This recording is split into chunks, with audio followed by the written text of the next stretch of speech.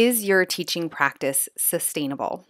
This is a question I think teachers should ask themselves every single day as they strive for balance. I would argue a lot of the workflows that we're used to in the teaching profession are not sustainable. Let me give you an example. So here's a teacher-led workflow, and I see these all the time when I go into classrooms as a coach. The teacher assigns work, students do the work, and then the teacher collects stacks of literal or digital work.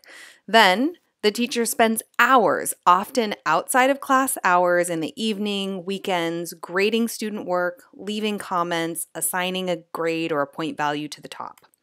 Then the teacher gives the students back their work.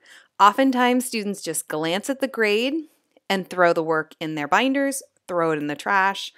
They don't really take time to read the comments the teacher has put on the work, usually because there's nothing that they're responsible for doing at that point with that work. The work is over in their minds, and so they're mentally moving on. In that scenario, who is doing the work? The teacher, right? Every student did one piece of work, but that teacher, who might have 30 students, might have 150 students, collected all of their students' work and then had to think critically about it, evaluate it, enter those scores, and give it back. So the person doing the lion's share of the work in that scenario is the teacher. What I would like to propose is that we embrace more of a student-led workflow, because I think students should be doing the lion's share of the work, because the person doing the work in the classroom is the person learning in the classroom. So if we take a look at that exact same example, but we think about it from a student-led perspective, it could look like this. Teacher assigns the work, students complete the work. Now, if it's in my English class, before I see student work, I'm going to want them to submit that work to Grammarly, get a grammar report, try to fix as many of the grammatical, mechanical errors as they possibly can.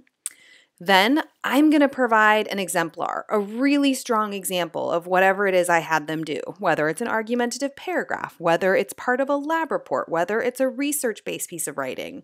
And then I'm going to give them a rubric with 2 or 3 skills. And for each of the points on the rubric, 1, kind of beginning, what does that skill look like? 2, developing, what does that skill look like? 3, proficient, and then 4, mastery. And ask students to compare their work with the exemplar, read through the rubric, and give themselves a self-assessment score for the skills that are on the rubric.